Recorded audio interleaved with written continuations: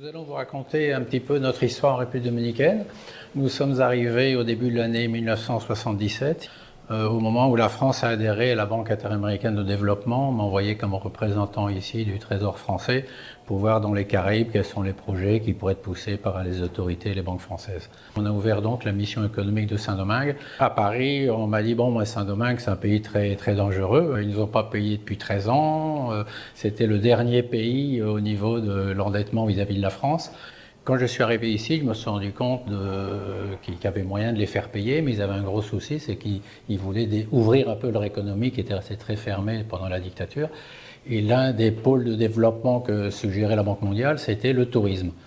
Donc les Dominicains disaient oui, le tourisme a commencé à développer quelques infrastructures, des routes, aménager des plages, notamment à Puerto Plata, Boca Chica, mais il manquait des investisseurs importants et personne ne voulait venir en République dominicaine. Donc moi, je venais d'Israël, je connaissais bien Gilbert Trigano, qui était le président du Club Méditerranée, le fondateur, pour le compte de la banque Rothschild, était le numéro 1 mondial du tourisme à cette époque-là. Et tout le monde cherchait à avoir le Club Méditerranée dans son pays. Donc je suis arrivé avec la chance de connaître ce monsieur, de pouvoir le faire venir ici. La négociation que j'ai eue avec l'État dominicain, c'est de leur dire, écoutez, vous payez à la France toutes les dettes que vous avez oubliées depuis 13 ans, vous n'avez rien payé à la France et vous êtes très mal vu. Et si vous l'obtenez, on pourra peut-être avoir le Club Méditerranée s'intéresserait à votre pays alors qu'il est sollicité partout. C'était donc un win-win qu'on a réussi à mettre au point. Je me suis donc chargé de développer le projet d'installation du Club Med ici. Donc ça a été passionnant et c'est pour ça que je suis resté en République dominicaine parce que tout ça, ça m'a pris plus que les 2 ans et demi de mon mandat de conseiller financier et commercial. Et donc je suis resté en République dominicaine pour terminer le projet que j'avais lancé. Mais le Club Méditerranée, ce n'était pas seulement le Club Méditerranée, il fallait aussi un aéroport, il fallait une route, il fallait une ligne aérienne qui vienne. Donc c'était beaucoup de négociations auxquelles je me suis attelé pendant à peu près 4-5 ans. Il se trouve qu'au moment de ces négociations, alors qu'on avait obtenu de l'État dominicain toutes les faveurs pour pouvoir importer, parce que le pays était très fermé, de pouvoir apporter les équipements et puis surtout les buffets dont auraient besoin les touristes. Fin 78, changement total de gouvernement, on passe du dictateur éclairé Balaguer au parti révolutionnaire qui prend le pouvoir et qui aussitôt interdit toutes les importations de produits de luxe. Donc le Club Méditerranée, on va arrêter de construire le club parce qu'on ne pourra pas faire de buffet. Ici, il n'y a aucun produit de luxe disponible. Et c'est donc la deuxième étape de notre aventure.